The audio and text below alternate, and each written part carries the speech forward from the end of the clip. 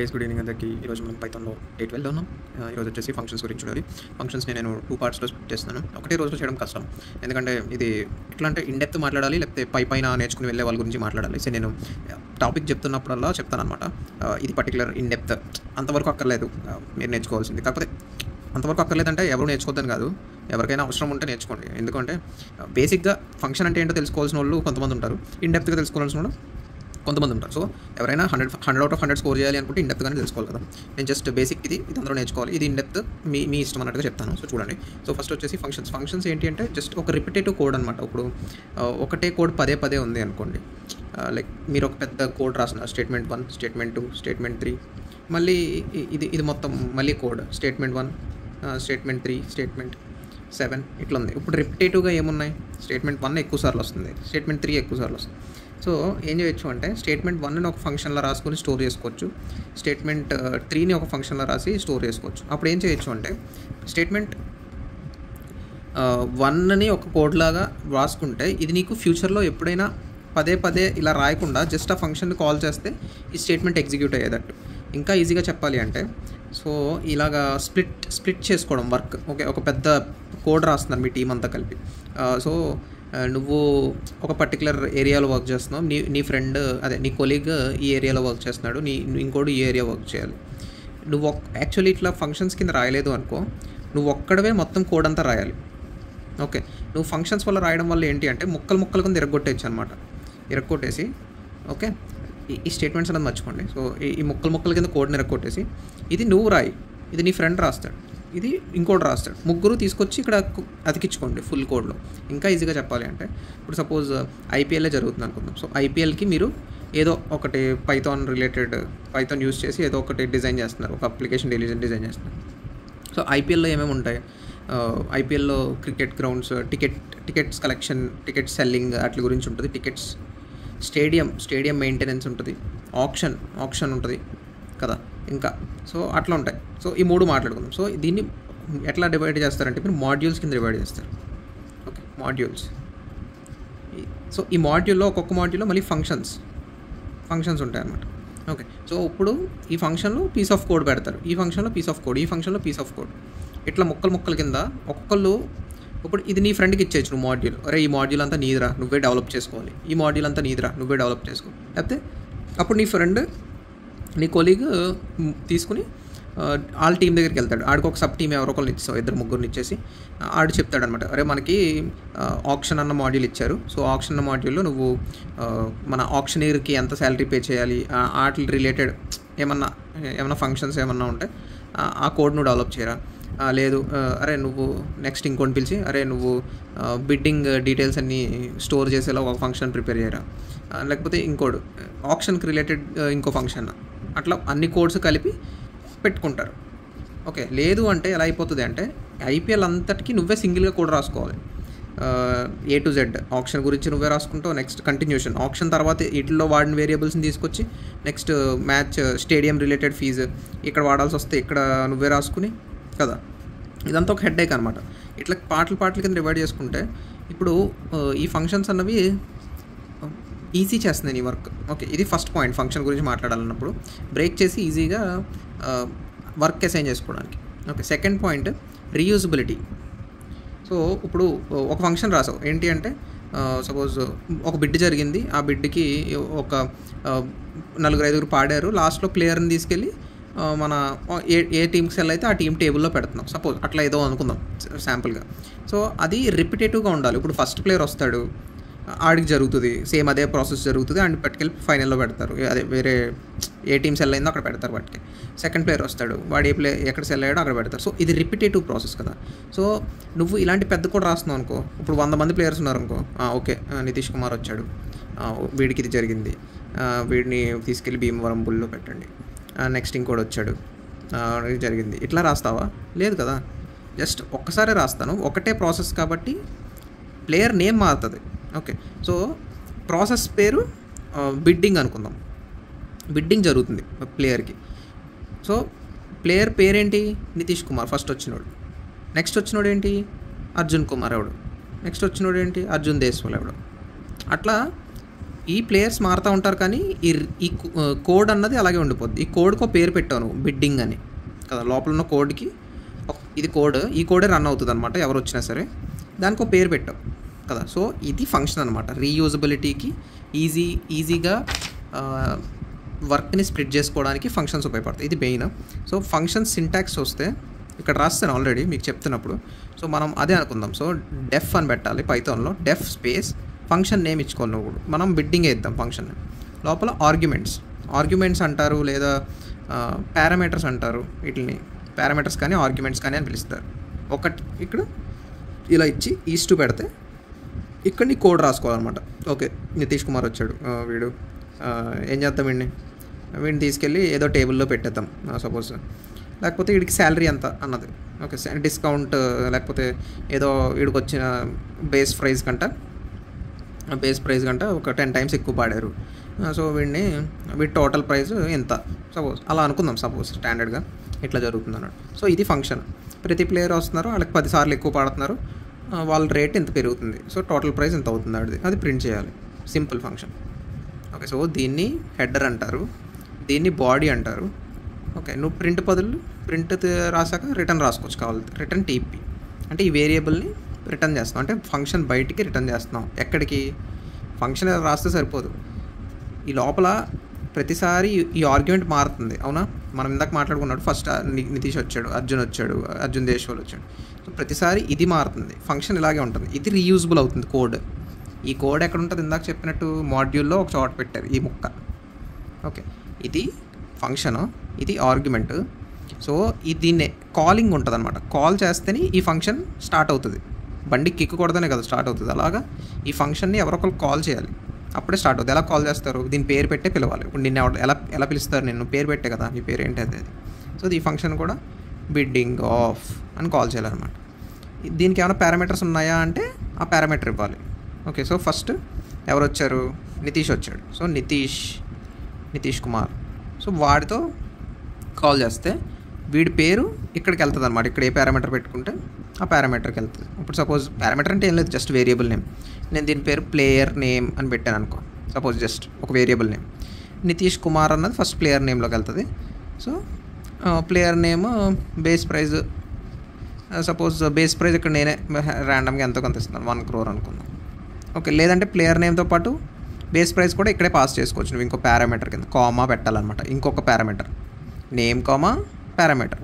మరి అప్పుడు 2 పాస్ చేయాలా, ఎన్ని పాస్ చేయాలా అన్నది ఎవరు డిఫైన్ చేయాలి అంటే ఫస్ట్ ఈ కోడ్ క్రియేట్ చేస్తారు. అవునా, నెక్స్టే ఈ కాలింగ్స్ జరుగుతాయి. అవునా, ఫస్ట్ ఈ మాడ్యూల్స్లో కోడ్స్ పెట్టేస్తారు. ఎప్పుడు పెట్టేస్తారు? ఐపీఎల్ స్టార్ట్ అవ్వకముందే ఇలా క్రియేట్ చేసి పెట్టేస్తారు. ఐపీఎల్లో ఇలా బిడ్ ఎత్తుతున్నప్పుడు ఇలా కాల్ చేస్తారు కదా. సో కాల్ చేస్తున్నప్పుడు నీకు డబల్ ఆర్గ్యుమెంట్స్ రావాలి అంటే ముందుగానే నువ్వు క్రియేట్ చేస్తున్నప్పుడు డబల్ ఆర్గ్యుమెంట్స్ ఉండాలి. అంటే player name comma player bidding price, player name comma bidding price అన్నది ఆర్గ్యుమెంట్స్. ఎన్ని ఆర్గ్యుమెంట్స్ ఉన్నాయి? 2 ఆర్గ్యుమెంట్స్. అర్థమైందా? సో 2 ఆర్గ్యుమెంట్స్ ఇక్కడ నుంచి ఇక్కడికి పాస్ అవుతున్నాయి. సో ఫస్ట్ ఇక్కడ రాసిన ఆర్గ్యుమెంట్ ఫస్ట్ దగ్గర ఉన్న వేరియబుల్లోకి వెళ్తుంది, అంటే ప్లేయర్ నేమ్లోకి వెళ్తుంది. సెకండ్ నువ్వు రాసిన 1 crore బీపీ అన్న సెకండ్ ఆర్గ్యుమెంట్లోకి వెళ్తుంది. ఓకే, సో బీపీ అన్నది ఇక్కడ నుంచి ఇక్కడ వాడుకుంటున్నారు ఈ కోడ్ లోపల. ఇక్కడ నుంచి పాస్ చేసింది ఏదైనా ఇలా లోపలికి వెళ్ళి ఈ కోడ్లో వాడుకోవచ్చు అనమాట. వాడుకోకపోవచ్చు. ఇక్కడ ప్లేయర్ నేమ్ నేను వాడట్లేదు ఎక్కడ, కానీ బీపీని వాడుతున్నాను, బేస్ ప్రైస్ని. సో 1 crore × 10 times అంటే 10 crore అయిపోయింది ఆడి prize. So Nitish Kumar 10 crore. అది రిటర్న్ ఇక్కడికి వస్తుంది అనమాట. మళ్ళీ అంటే ఎక్కడికి వస్తుంది అని చెప్పాను కదా, బయటకు వస్తుంది. ఎక్కడికైతే పిలిచావో, ఎక్కడి నుంచి అయితే పిలిచావో, కాలింగ్ ఎక్కడి నుంచి చేసావు కదా, bidding of Nitish Kumar 1 crore. ఇది కాల్ స్టేట్మెంట్ అనమాట. ఓకే, సో ఈ కాల్ స్టేట్మెంట్కి ఈ రిటర్న్ అన్నది జరుగుతుంది. సో ఇక్కడ ఏమన్నా వేరియబుల్ అసైన్ చేసాం అనుకో, సపోజ్ అవుట్పుట్ అని వేరియబుల్ నేమే ఓపీ అనుకుందాం. OP is = call statement bidding of NK 1 crore అని రాస్తే ఓపీలోకి 10 crore అవుట్పుట్ వస్తుంది. ఇప్పుడు ప్రింట్ ఓపీ చేసాం అనుకో, 10 crore 10 అని వస్తుంది అవుట్పుట్. అంతే కదా, 1 crore పాస్ చేసావు, 10 times మల్టిప్లై అయ్యి టీపీ రిటర్న్ చేసావు. టీపీ ఇక్కడ ఉంటుంది అవుట్పుట్లో, ఆ అవుట్పుట్కి అసైన్ అవుతుంది అనమాట. సో 10 ఇక్కడికి వస్తుంది. సో ఇది బేసిక్ డీటెయిల్స్. ఇప్పుడు దాకా ఎవరికైతే చాలు నాకు ఇది అని అనుకుంటారో ఇక్కడ ఆపేయచ్చు. లేదు నేను 100% తెలుసుకోవాలి ఫంక్షన్స్ గురించి, నేను సీరియస్గా దిగాను ఇందులోకి, చదువుకుందాం నేర్చుకుందాం అని అనుకున్న వాళ్ళు నెక్స్ట్ చూడండి, అది కూడా మెయిన్. సో ఇక్కడ వచ్చేసి పొజిషనల్ ఆర్గ్యుమెంట్స్, కీవర్డ్ ఆర్గ్యుమెంట్స్ అని 2 ఉంటాయి. ఇప్పుడు ఎగ్జాంపుల్సే చేద్దాం, మనం అంత ఐపీఎల్ వదిలేద్దాం, పక్కన పడేద్దాం. మనకి మెయిన్గా ఒకటి ఏరియా ఆఫ్ రెక్టాంగిల్ అని ఒక ఫంక్షన్ క్రియేట్ చేస్తున్నాను. ఏరియా ఆఫ్ రెక్టాంగిల్ ఎలా కనుక్కోవాలి, మనం ఏమేం కావాలి ఏరియా ఆఫ్ రెక్టాంగిల్ కనుక్కోవాలంటే లెంత్ కావాలి, దాని బ్రెడ్త్ కావాలి. సో నేను 2 వేరియబుల్స్ తీసుకున్నాను, లెంత్ బ్రెడ్త్ ఈస్టు పెట్టాను. లోపల ఏంటి టోటల్ ఏరియా అని ఒక కీవర్డ్ ఒక వేరియబుల్ తీసుకున్నాను. ఇచ్చి నువ్వు ఇక్కడ నుంచి వచ్చిన లెంత్ని ఇక్కడ నుంచి వచ్చిన బ్రెడ్త్ని మల్టిప్లై చేసి టోటల్ ఏరియాలో పెట్టి రిటర్న్ టోటల్ ఏరియా అంటున్నాం. సో ఇక్కడికి నీ ఫంక్షన్ క్రియేట్ అయిపోయింది. ఇప్పుడు దీన్ని కాల్ చేయాలి. కాల్ చేయడానికి బయట ఏంటది ఏరియా ఆఫ్ రెక్టాంగిల్ REAT అని రాశాను కదా. సో నువ్వు డైరెక్ట్ 10, 20 అప్పుడు ఏమవుద్దని చెప్పాను, 10 Lలోకి వెళ్తుంది. ఇక్కడ ఏదో ఒక C అన్న వేరియబుల్ ఇచ్చుకున్నాను, ప్రింట్ C. సో 10లో ఫస్ట్ ఎట్లా రన్ అవుతుంది అంటే 10 ఇది కాల్ అవుతుంది, ఫస్ట్ ఇక్కడ నుంచి కాల్ అవుతుంది. ఇది ఫస్ట్ రాసావు కదా అని ఇక్కడ నుంచి రీడ్ అవుతుంది ప్రోగ్రామ్. ఇక్కడ ఇది ఫస్ట్ ఇది కాల్ అవుతుంది, ఎందుకంటే ఫంక్షన్స్ జస్ట్ కంపైల్ అయిపోయి అట్లా ఉంటాయి. కాకపోతే ఇక్కడ నుంచి కాల్ అయ్యి ఇక్కడికి వెళ్తుంది అనమాట. ఇది ఫస్ట్ రన్ అవ్వదు. ఓకే, సో ఏరియా ఆఫ్ ఇక్కడ నుంచి 10 అన్నది Lలోకి వెళ్తుంది, 20 అన్నది Bలోకి వెళ్తుంది. ఎలా తీసుకుంటుంది అలాగా అంటే పొజిషన్ ఆధారంగా. ఇది పొజిషన్ ఇటు నుంచి స్టార్ట్ అవుతుంది కదా, ఇది ఫస్ట్ పొజిషన్, ఇది సెకండ్ పొజిషన్, ఇది అట్లనే ఇది ఫస్ట్ పొజిషన్, ఇది సెకండ్ పొజిషన్ అవుతుంది. కాబట్టి ఆధారంగానే వాల్యూస్ అన్నవి ఇలా అసైన్ అవుతున్నాయి. సో 10, 20, 200 అవుతుంది. టోటల్ ఏరియా 200 కాబట్టి ఇక్కడికి రిటర్న్ అవుతుంది. C = 200 అవుతుంది. ప్రింట్ C అంటే 200 ప్రింట్ అవుతుంది కదా. ఇది పొజిషనల్ ఆర్గ్యుమెంట్స్ అంటారనమాట. ఇట్లా పొజిషనల్ ఆర్గ్యుమెంట్స్. అలా కాదు, కీవర్డ్ ఆర్గ్యుమెంట్స్ ఉంటాయి. అంటే నువ్వు ఎలా కాల్ చేయొచ్చు అంటే ఇలా కాకుండా C = ఇలాగైనా చేయొచ్చు. మీరు రెండిట్లో ఏ విధమైన మీరు చూస్ చేసుకోవచ్చు, ఏది ఈజీగా ఉంటుంది. B = ఇక్కడ వేరియబుల్ పేరు BA కదా. సో B = 20, L = 10 ఇలాగైనా రాయొచ్చు. ఇలా రాస్తే ఏమవుతుంది, పొజిషన్ వైజ్గా వెళ్దు. అంటే ఫస్ట్ 20 రాసావు కదా అని చెప్పి 20 Lలోకి వెళ్దు. B20 అని ముందే చెప్పేస్తున్నావు కాబట్టి కీవర్డ్ వైజ్గా Bకి 20 వెళ్తుంది, Lకి 10 వెళ్తుంది. పొజిషన్ పట్టించుకోదు, ఈసారి వర్డింగ్ పట్టించుకుంటుంది. సో అప్పుడు కూడా 10 × 20 ఇక్కడ Lకి 10, Bకి 20, L 200 రిటర్న్ అవుతుంది. ఓకే, ఇది కీవర్డ్. రెండింటికి డిఫరెన్స్ ఏంటి అంటే నువ్వు ఇలా వరుసగా ఇవ్వాల్సిన అవసరం లేదు. నీకు నచ్చిన విధంగా నువ్వు ఫస్ట్ కీవర్డ్ మెన్షన్ చేసుకొని నీ ఆర్గ్యుమెంట్స్ నువ్వు ఇచ్చుకోవచ్చు. ఓకే, సో 2 కలిపి ఇవ్వచ్చా నేను అంటే ఇవి తప్పేం లేదు. ఇప్పుడు సపోజ్ ఇంకొక ఫంక్షన్ దీనికి H కూడా యాడ్ అవుతుంది. ఇది ఏరియా ఆఫ్ రెక్టాంగిల్ అనుకున్నాం, ఏదో సపోజ్ ఇంకోటి ఏదో అనుకో, ఏరియా ఆఫ్ సమ్ ఇల్లు అనుకో, ఏదో ఒకటి అనుకో. సో LBH 3 మల్టిప్లై చేస్తేనే ఏరియా వస్తుంది. ఓకే, సో అప్పుడు ఏం చేయొచ్చు అంటే హెచ్కి 30 ఇచ్చాను. ఇప్పుడు ఇక్కడ H = 30 ఇచ్చుకో ఇట్లా. సో ఇదంతా పొజిషనల్, ఇదంతా కీవర్డ్. ఇప్పుడు నేను 2 కలిపి ఇవ్వచ్చా అంటే ఇవి తప్పలేదు. ఎట్లా అంటే ఫస్ట్ ఎప్పుడు పొజిషనల్ రావాలి, అంటే పొజిషనల్స్ ఏమన్నా ఉంటే ఇచ్చే, ఆ తర్వాత నీ కీవర్డ్స్ ఇచ్చుకో. అర్థమవుతుందా? అంటే కీవర్డ్స్ ఎప్పుడు లాస్ట్లో రావాలి, అది రూల్ గుర్తుపెట్టుకో. నువ్వు ఇట్లా రాసావు అనుకో, H = 30, 10, 20 ఇట్లా రాసావు అనుకో, తప్పు ఇది. ఫస్ట్ ఎప్పుడు కీవర్డ్ రాసావు అంటే ఇంకా తర్వాత అన్ని కీవర్డ్సే రాయాలి నువ్వు చచ్చినట్టు. ఫస్ట్ పొజిషనల్తో మొదలు పెట్టుకో. నీ పొజిషనల్స్ తృప్తి తీరిపోయింది అన్నాకనే కీవర్డ్స్లోకి వెళ్ళు. అర్థమైందా? సో ఇది సింపుల్గా చెప్పడానికి. నెక్స్ట్ జంప్ చేయాల్సింది నేను డిఫాల్ట్ వాల్యూస్ ఏంటి అంటే సపోజ్ ఇక్కడ ఇదే ఎట్లా రాయొచ్చు అంటే ఇదంతా సేమ్, ఈ బ్రాకెట్ ఒకటే మారుస్తున్నాను చూడండి. L = 5, B = 6, H = 7.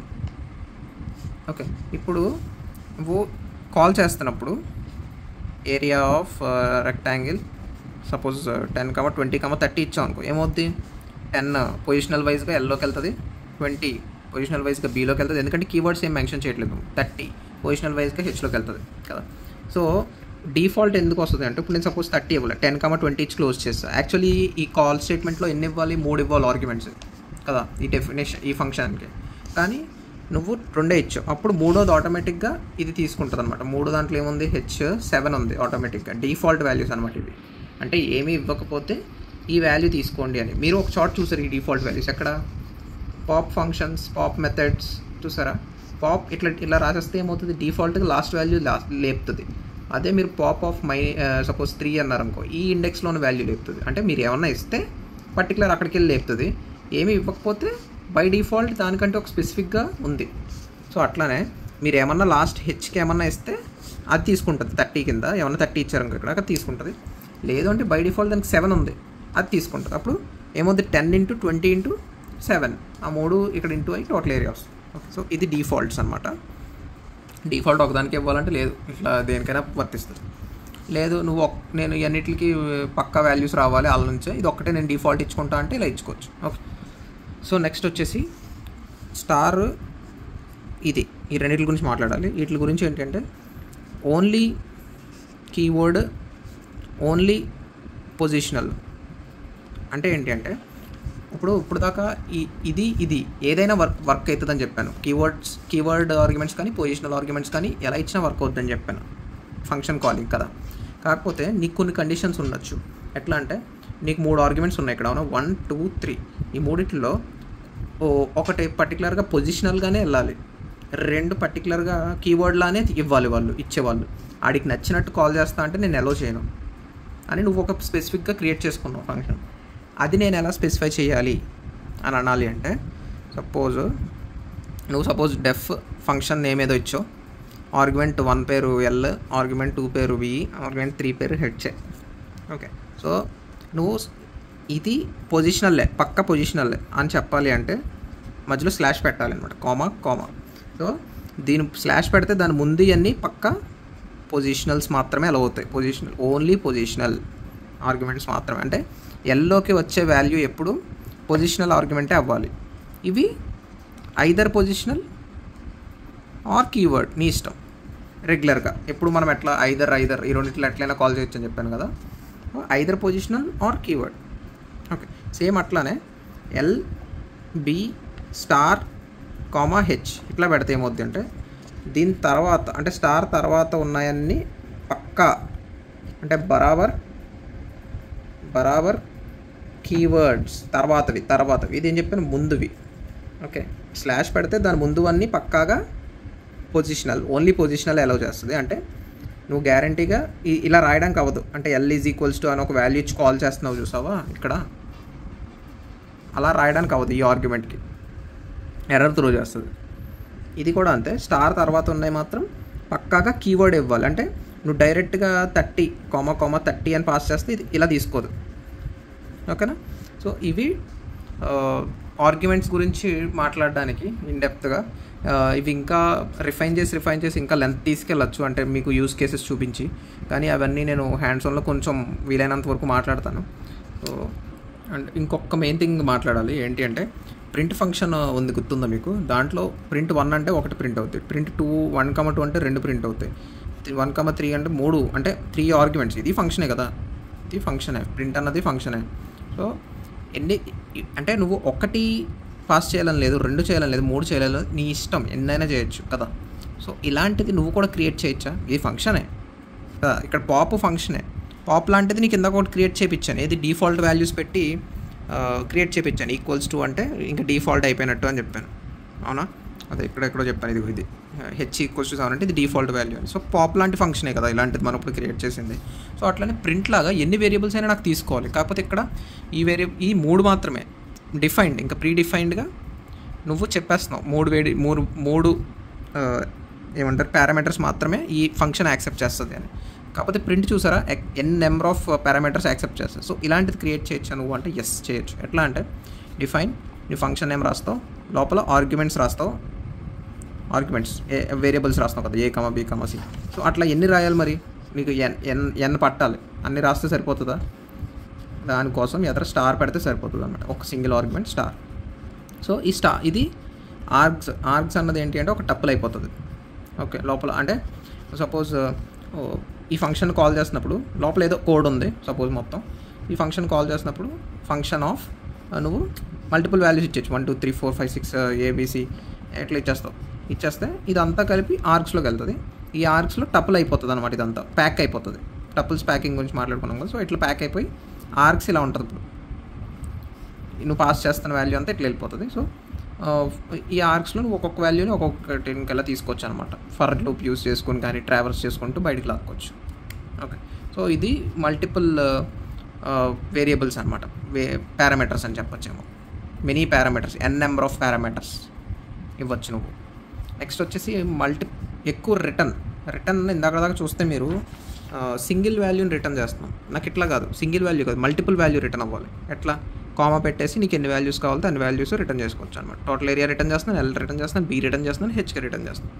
సో ఇవన్నీ ఇక్కడికి వస్తాయి. Okay, so C is equals to అని అంటే ఇదంతా మళ్ళీ సేమ్ అంతే, టపుల్లోకి వచ్చేస్తుంది. లేదు నువ్వు మల్టిపుల్ ఒక్కొక్క దాంట్లో పెట్టాలంటే C comma G comma H ఏదో ఒకటి ఒక 4 వేరియబుల్స్ రాసావు అనుకో లెఫ్ట్ సైడ్, ఒక్కొక్కటి ఒక దాంట్లోకి వెళ్ళిపోతాయి. Okay, so that should be all for today. ఈ రోజు లెంత్ బాగా ఎక్కువైంది నాకు అర్థమైంది. సో అందుకే 2 పార్ట్స్ కింద డివైడ్ చేశాను. రేపు ఇంకా ఫంక్షన్స్లో రికర్సివ్ ఫంక్షన్స్ అవన్నీ చూద్దాం. భయపడకండి, చిన్న టాపిక్కే, మీకు కొంచెం క్రికెట్ నాలెడ్జ్తో మన వాళ్ళు ఎక్కువ ఉంటారు కదా, సో దాని గురించి ఇలా చెప్పాను అర్థమవుతుందని. So that should be all for today guys. Thank you for your valuable time. Good night, రేపు కలుద్దాం, బాయ్.